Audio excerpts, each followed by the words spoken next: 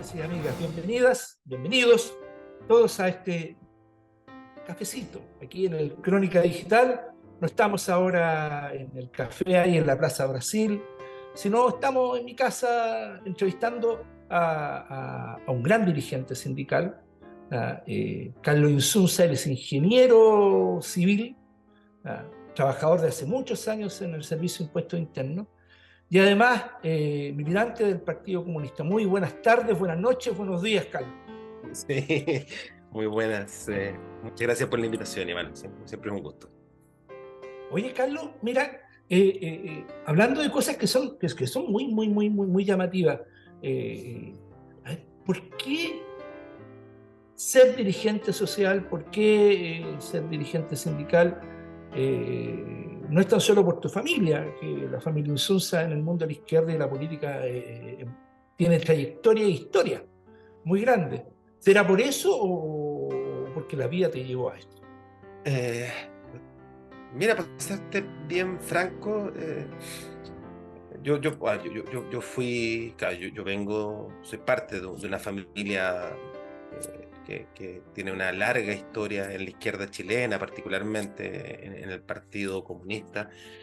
Y yo fui dirigente estudiantil en la enseñanza media, en la universidad, pero si en esa época me hubieran preguntado si yo alguna vez me hubiera proyectado como dirigente sindical, yo francamente hubiera dicho que no. ¿Y cómo Y hubiera llegaste a dicho que no. esto? Y, ¿se escucha bien? ¿Sí? Sí, sí, no, pero la pregunta es cómo llegaste a ser dirigente sindical. Eh, Mira, yo creo que efectivamente la, la- la vida y el interés de aportar en la construcción de alternativas políticas, sociales para nuestro país me condujo hasta aquí. Lo cierto es que yo sí, o sea, bueno, yo ingresé al Servicio de Impuestos Internos hace ya más de 20 años, ingresé por concurso público el año 2001. Soy funcionario del servicio desde esa época. Y claro, me encontré, y mi opción era trabajar en el servicio público y particularmente en un servicio que sigue siendo una institución muy prestigiada en términos técnicos, en términos profesionales, en términos del rol que cumple al servicio del país. Y ha sido para mí un tremendo privilegio formarme laboralmente y ser parte de esta institución. Pero al ingresar al servicio me encontré con que era una institución en la que además existían grandes organizaciones sindicales, particularmente de la que yo soy parte y fui dirigente nacional durante muchos años, que es una de las organizaciones fundadoras de la ANEF, la Asociación Nacional de Funcionarios de Impuestos Internos. Y me fui acercando a la organización en la idea más bien de apoyar, de aportar, bueno, pronto me di cuenta de que efectivamente era un espacio muy interesante para trabajar, para aportar en un sindicalismo que se entiende desde hace muchas décadas como un sindicalismo social y político. Estamos hablando, perdón, estamos hablando de los trabajadores públicos, estamos hablando de cuánto, un rango de 400.000, 500.000 funcionarios públicos, Claro, desde el claro. O mundo sea, municipal lo que pasa hasta es que, pasando por las Fuerzas Armadas. o sea, ¿Cuántos son los trabajadores públicos en Chile? O sea, los trabajadores públicos en Chile, si uno no mira por las normas de la negociación del reajuste general, son más de 1.100.000, efectivamente. Beyoncé. Sí, en el Estado central somos hoy día como 450.000, salud y administración central, además de los trabajadores municipales, los de las universidades estatales, los de las escuelas públicas. Entonces, efectivamente, en el mundo público es un mundo importante. Eh, Pero Carlos, ha cambiado. Mira, hace unos días falleció un gran líder sindical, el primer alcalde comunista que hubo en estos últimos 30 años en San Fernando. Me refiero a José Figueroa. Él fue Pepe, sí. dirigente de la construcción, de la Confederación de la Construcción, y el presidente de uno de los sindicatos más importantes del rubro de la construcción. Y quiero llevar a este caso al Pepe Figueroa. ¿Ha cambiado la forma de hacer sindicalismo desde la experiencia que tú muy bien conoces de José Figueroa con la que tú tienes hoy día? ¿Ha cambiado la forma de hacer sindicalismo? Sí, sí, o sea, sí, ha cambiado la forma de hacer sindicalismo. Yo creo que el Pepe Figueroa, que además de su participación histórica en la Confederación Nacional de Trabajadores de la Construcción. Después fue presidente de la Ranquil, fue consejero de la Central durante muchos años. Yo creo que el Pepe es un gran ejemplo de un hombre que fue capaz de ir evolucionando y construyendo y adaptando al sindicalismo a las nuevas realidades. Y evidentemente, por ejemplo, iba a eso, en el mundo público, con una importante incorporación de profesionales durante los últimos 20 años en el Estado. Efectivamente el sindicalismo ha cambiado en su composición y por tanto ha cambiado también en sus formas, en sus demandas y en sus lógicas de comprenderse. Y hoy día, por lo menos en el mundo A público, ver, tenemos un ¿cómo lo podemos sindicalismo. graficar? ¿Cómo lo podemos graficar? Por ejemplo, antes el dirigente sindical convocaba una asamblea, llegaban los trabajadores y tenían su O sea, forma de organizarse. Hoy día parece que tú te juntas con todos tus colegas a través del chat. claro, o sea, desde que hoy día buena parte de nuestras reuniones y asambleas, cuando es útil y reuniones de trabajo, las hacemos es por estos medios digitales. Pero además, en términos de composición, mira, yo lo quiero graficar en mi organización base. Yo trabajo, mi puesto de trabajo es en la Dirección Nacional de Servicios de Impuestos Internos. Cuando yo me incorporé a la asociación, en la Dirección Nacional de Servicios, donde hoy día son más, pero en esa época trabajaban, no sé, unos 1000 funcionarios y funcionarias. La Asociación Regional de la Dirección Nacional tenía unos 120 afiliados, que eran fundamentalmente los funcionarios más antiguos de servicio, de los estamentos auxiliar, administrativo, técnico. Y hoy día, en ese mismo espacio, tenemos una asociación regional que tiene más de 600 afiliados, de los cuales el 90% son profesionales informáticos, de fiscalización, abogados. Entonces, efectivamente, es una organización que ha evolucionado en conjunto con la evolución de la institucionalidad pública y que por lo tanto tiene que ser capaz de representar esos nuevos intereses, esas nuevas miradas, donde Pero, muchas pero, veces. pero, pero fíjate, pero yo te quiero llevar al tema más práctico.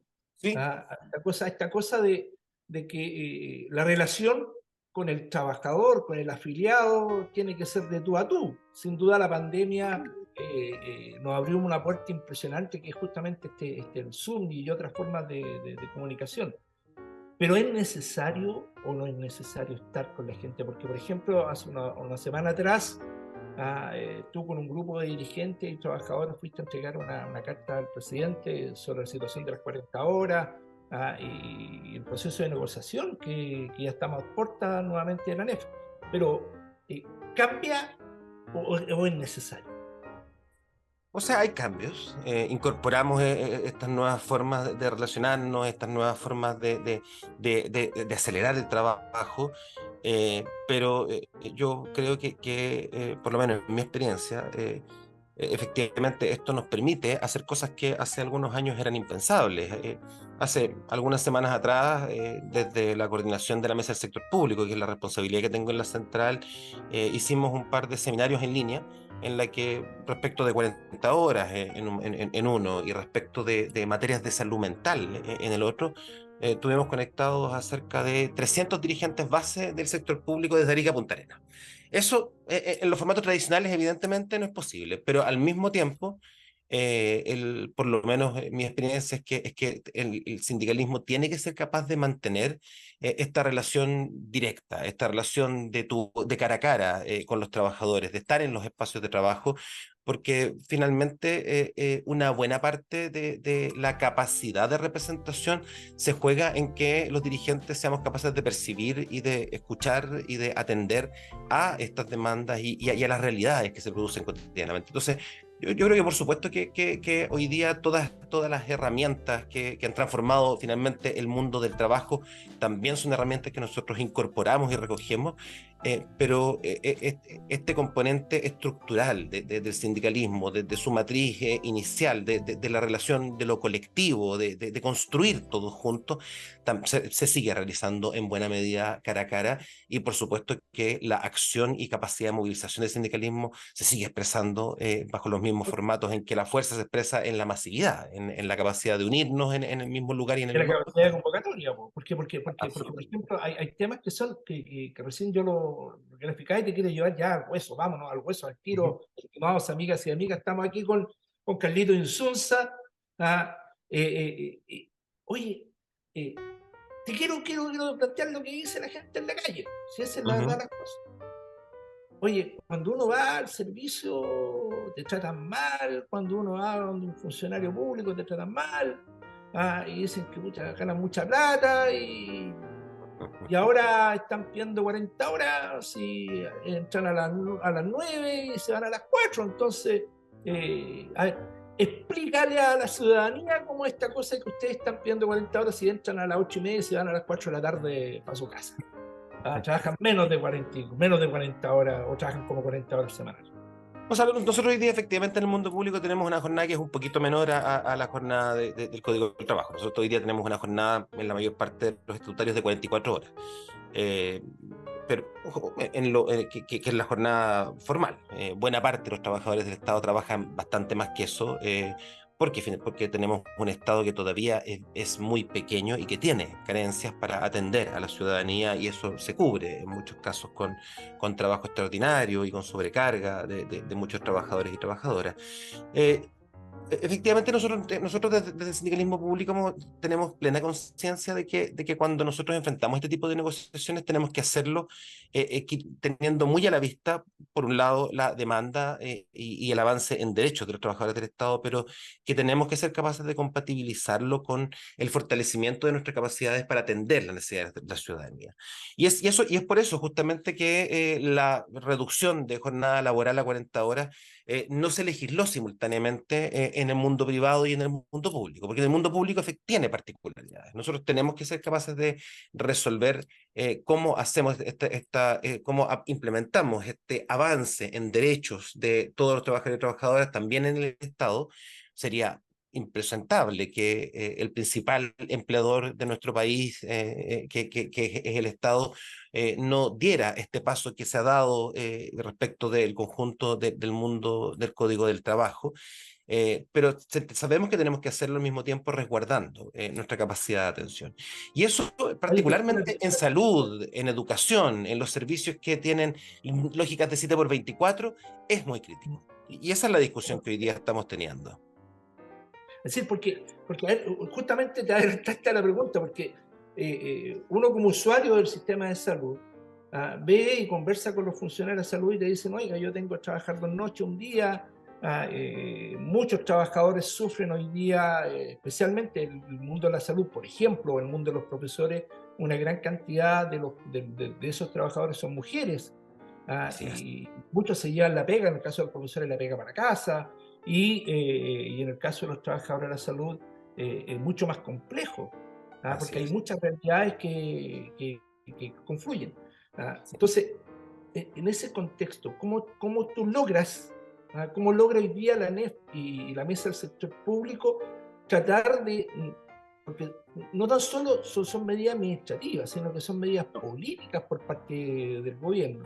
Sí, son medidas políticas y son en los lugares más críticos medidas que tienen que ver directamente con presupuesto y con incremento de dotaciones.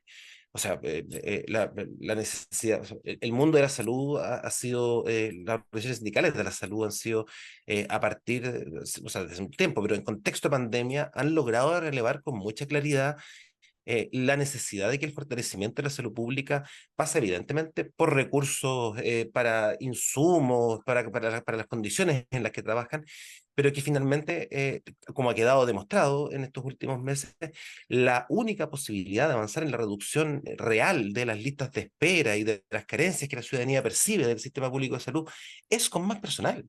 Si finalmente el servicio público, a diferencia, o sea, por lo menos en estas líneas más críticas, en las que está en juego la atención directa de personas de todas las edades y de garantía de sus derechos, no las hacen las máquinas, no las hacen los sistemas informáticos, las hacen trabajadores y trabajadoras que están puestos al frente y que están comprometidos con esa misión.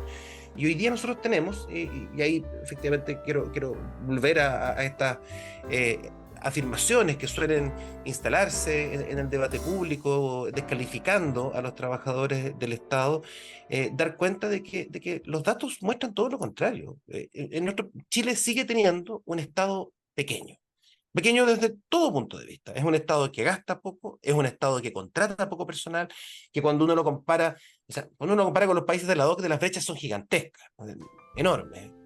Cuando uno compara con América Latina, incluso estamos por debajo. Entonces, cuando uno mira esto y al mismo tiempo, a propósito de cómo este país atravesó la pandemia, se da cuenta de que lo logramos y que es el Estado el que logró sostener a Chile durante un periodo tan crítico y sus trabajadores y trabajadoras, bueno, dar cuenta de que tenemos un Estado que con estas carencias, con estas limitaciones, es un Estado cuyo nivel de eficacia en la provisión de derechos y de garantías a la ciudadanía está muy fuertemente basado en el compromiso de los trabajadores públicos que cumplen estos roles. Entendible, pero yo te quiero llevar a un plano un poquito más que tiene que ver también con la otra realidad, el tema de la seguridad ciudadana, por ejemplo. Sí.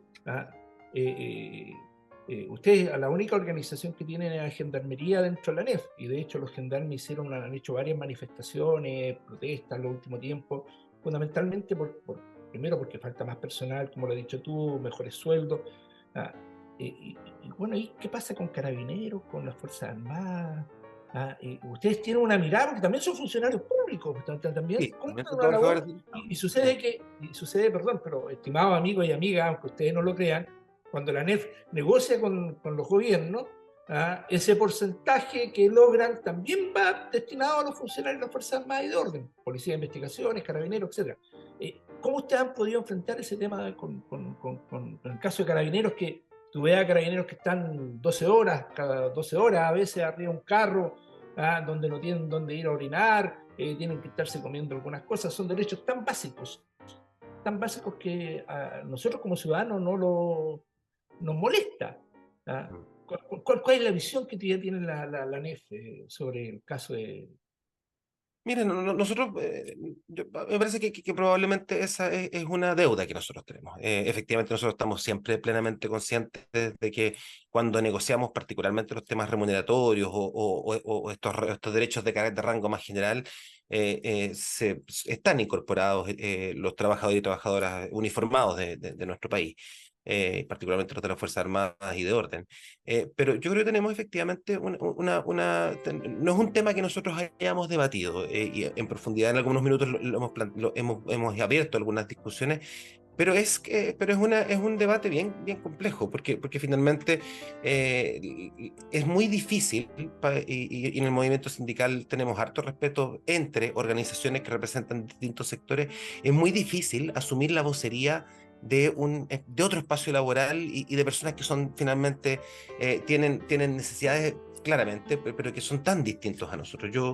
Nosotros efectivamente, por ejemplo, hace algunos años logramos un avance importante. De hecho, en la NEF tenemos a asociaciones de funcionarios del personal civil de los hospitales de las Fuerzas Armadas, de las ramas de salud de las Fuerzas Armadas, que hasta hace poquitos años no se podían sindicalizar, y eso fue un avance que conquistamos con ellos, y efectivamente hoy día los representamos, pero respecto de Fuerzas Armadas y de Orden, yo creo que nuestro país tiene una deuda claramente en dotarse de un mecanismo que permita que haya una forma de representación de sus intereses y sobre todo, tal como tú decías, de estas condiciones laborales tan precarias que muchas veces enfrentan y que para la mayor parte de la ciudadanía son finalmente invisibles. Yo, queridos amigos y amigas, los quiero invitar ahora a un pequeño corto comercial, para que vayan a visitarnos al Café Crónica Digital, y volvemos en unos segundos más.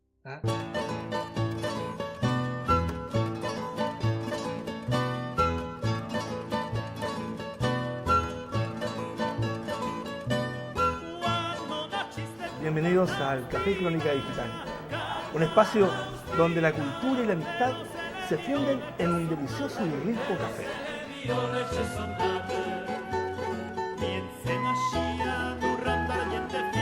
Los invito aquí a la Plaza Brasil, en Madurana con Huérfanos, la esquina donde la cultura te invita a ser parte de esta gran comunidad que se llama Café Crónica Digital.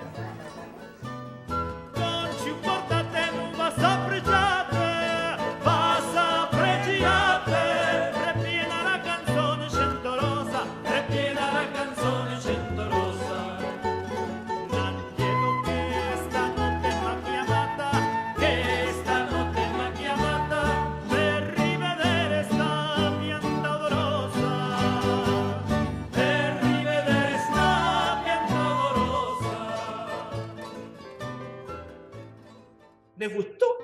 Espectacular, ¿eh? Espectacular el Café de Crónica Digital. Yo sé que tú lo has visitado, Carlos, Sí. muchas veces. Y aquí, pues tomándonos un cafecito aquí, acompañando esta grata conversación con Carlos Insunza, ingeniero civil, dirigente de la ANEF, representante de los trabajadores del Servicio de Impuesto Interno. Ahora vámonos al grano, ya hemos tocado algunas cosas matices, pero hoy estamos en los 50 años, estamos a puerto de una negociación nuevamente con el gobierno. Hay una serie de dificultades que se está presentando, la actitud que ha tenido la derecha. Vámonos al hueso. ¿Qué opinión tienes tú y qué tienen los trabajadores de la ANEF con respecto a esta arremetida de la derecha en estos temas? Mira, nosotros hemos mirado con mucha preocupación la dinámica en la que finalmente está entrando el debate político y particularmente a propósito de estas posiciones de la derecha.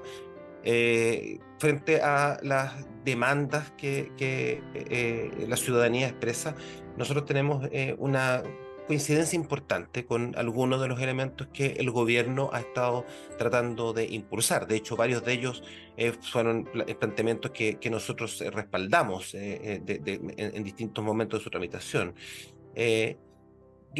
Parece bastante evidente que tenemos una derecha que envalentonada por los resultados electorales que ha habido en nuestro país desde el plebiscito constituyente del año pasado, ha tomado la decisión de boicotear todo tipo de avances y profundizar las tensiones y las crisis en nuestro país.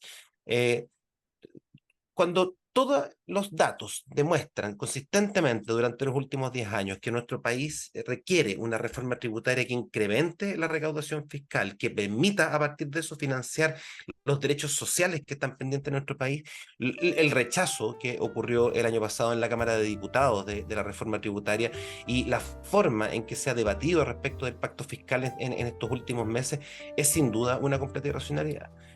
Yo creo que es muy alarmante como incluso sectores que se planteaban dentro de la derecha como sectores más centristas, más moderados, hoy día se sienten en la obligación de ponerse de vagón de cola del discurso de los republicanos.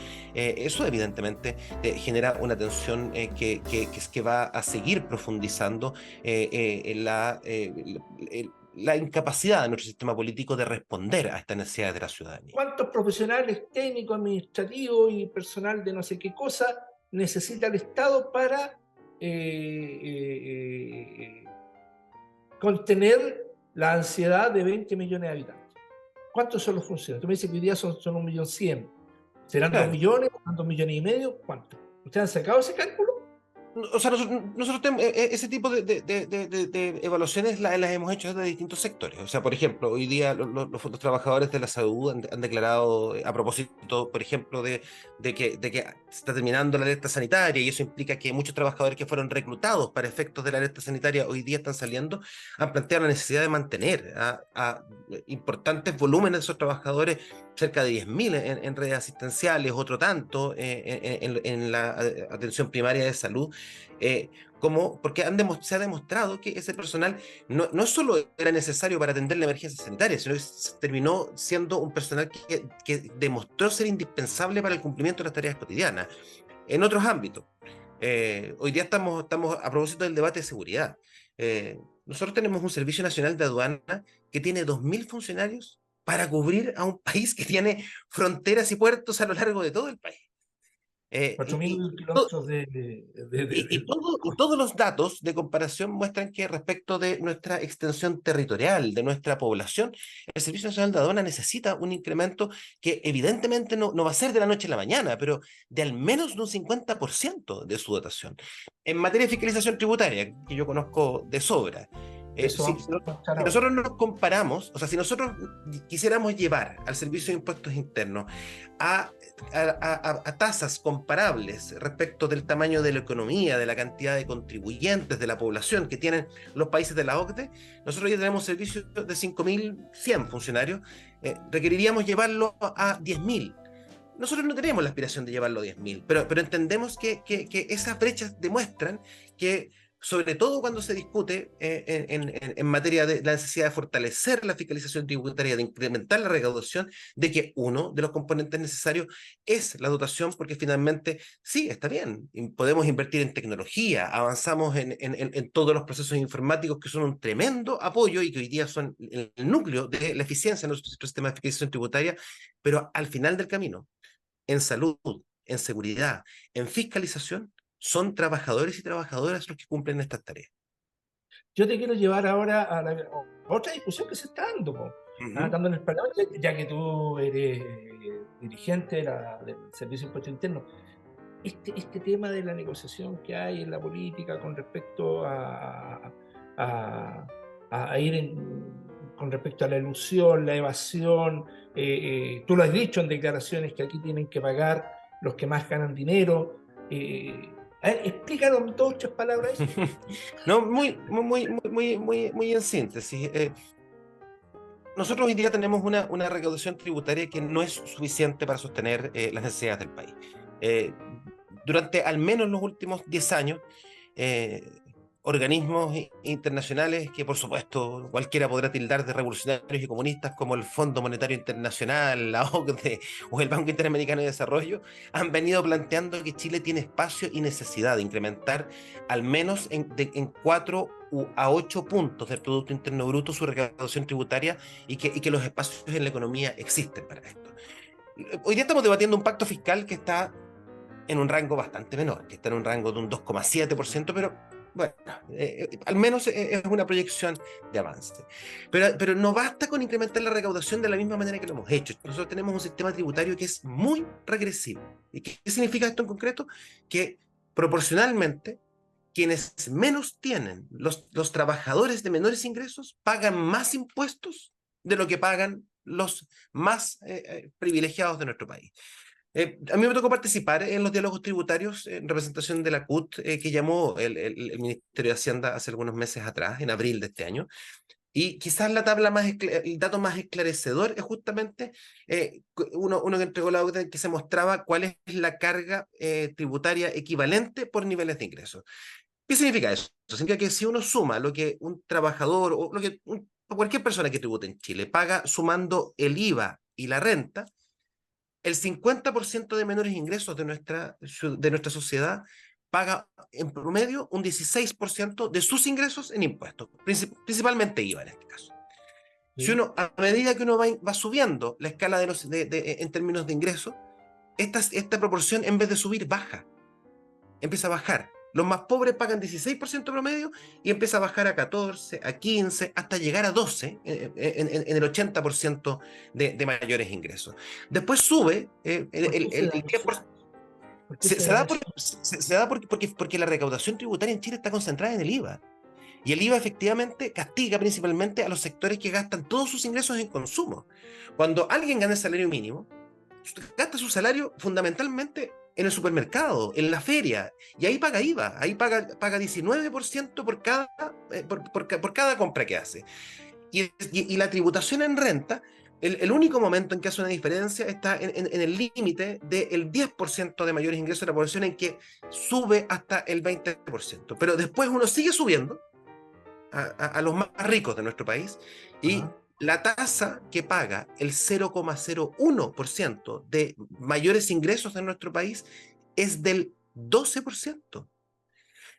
Quienes ganan millones mensualmente pagan en proporción mucho menos de lo que pagan los más pobres de nuestro país. Ese es un problema ¿No fundamental consumen del sistema tanto? tributario. ¿Es porque no ¿Cómo? consumen tanto los ricos? ¿Porque no consumen tanto?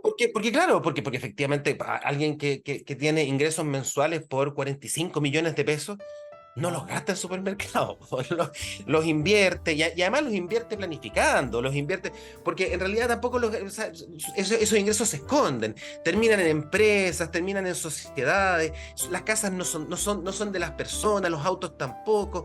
No, yo creo que a todos nos ha pasado esta cosa absurda de que alguien va con un carro al supermercado en el que hay yogur, pañales, y la cajera o el cajero pregunta, ¿boleto o factura?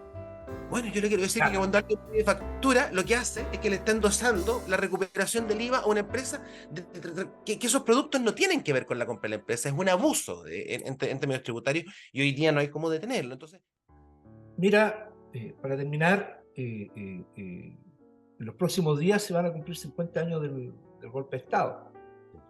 Y, y lamentablemente tú tienes un padre, un personaje de la política nacional, un gran pensador, un gran activista político, Coqui Insulza.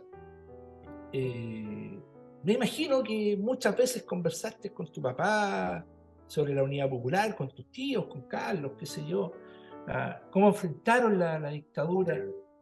¿Te quieres llevar a esas conversaciones de 10, de 11, tal vez rápidas? ah, ¿Qué es lo que te trae a la memoria lo que te contaron tus tíos, tu papá, de lo que fue ese 11 de septiembre y también cómo enfrentaron a la dictadura? sí, bueno, a mí me parece o sea, en mi memoria yo tengo el recuerdo de estos de la tragedia, efectivamente, de esta tragedia de cómo el golpe significó de la noche a la mañana una ruptura de la familia. O sea, la familia de mi padre, bueno, nosotros tenemos a Iván, primo de mi padre, detenido desaparecido en 1976. Eh, no solo mi padre, sino que varios de mis tíos tuvieron que partir al exilio durante largos periodos.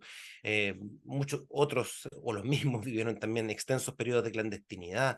Entonces, evidentemente para mi padre, para nuestra familia, el golpe un hito ineludible en nuestra biografía colectiva.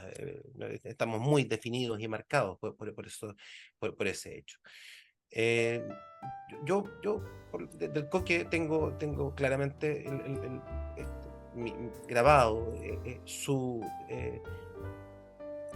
optimismo durante toda la dictadura, su optimismo permanente respecto de que era el accionar organizado del pueblo, el accionar de los partidos de la izquierda y la resistencia lo que iban a abrirle camino a la recuperación de la democracia. Y sin duda, creo que para mí, por lo menos, el rol que él y tantos otros jugaron en esta lucha por la recuperación democrática es fundamental. Nuestro país tiene la necesidad de eh, avanzar hacia una cosa es evidente que los 50 años no van a ser el cierre de ninguno de estos ciclos, pero tiene la necesidad de avanzar hacia un estado en el que seamos capaces de constituir una sociedad que tenga como ancla de su democracia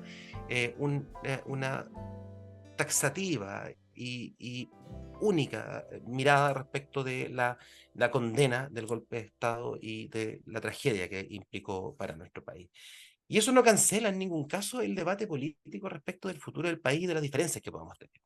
Pero sí nos pone en un espacio en el que la posibilidad del debate en democracia esté claramente enmarcado en que compartimos mínimos civilizatorios que los enormes costos humanos y sociales que tuvo la dictadura para nuestro país no puedan volver a repetirse. Yo creo que las organizaciones de derechos humanos, los partidos, desde la propia central, desde el movimiento sindical, la reivindicación que estamos haciendo, que hemos hecho este año y que vamos a seguir haciendo en el marco de los próximos días de la conmemoración de los 50 años, es una obligación que tenemos no solo respecto de quienes vinieron antes de nosotros y que han permitido que los avances y la sociedad que tenemos hoy día, con todas sus dificultades, mucho mejor que la dictadura. O sea, no solo el saldar esta deuda, no solo la deuda con nuestra memoria personal, colectiva y social, sino que es sobre todo nuestro compromiso con la mirada de futuro del país. Yo tengo la convicción de que finalmente la disputa que estamos dando hoy día respecto de la memoria es finalmente una disputa que es una piedra angular para para defender a la democracia en Chile. Yo creo que efectivamente ya estamos en un momento en el que incluso hay quienes bajo estas lógicas de negacionismo y de virulencia y de violencia en el espacio público, están demostrando que su voluntad democrática está absolutamente mediada por la afectación de sus intereses. Y eso es finalmente un riesgo para la democracia y para la sociedad en su conjunto. Yo quiero agradecerle a ustedes, queridos amigos y amigas, por compartir este momento tan agradable de conversar con Carlos Insunza, saber un poco de lo que está pasando con los trabajadores públicos, saber la opinión que él tiene con respecto a la situación del país, ah, también sobre estos 50 años. Y bueno, esperamos volvernos a reencontrar aquí en el Crónica Digital. Así que muchas gracias, Carlos, por Muchas gracias, compartir. Iván, por la invitación. Siempre es un gusto.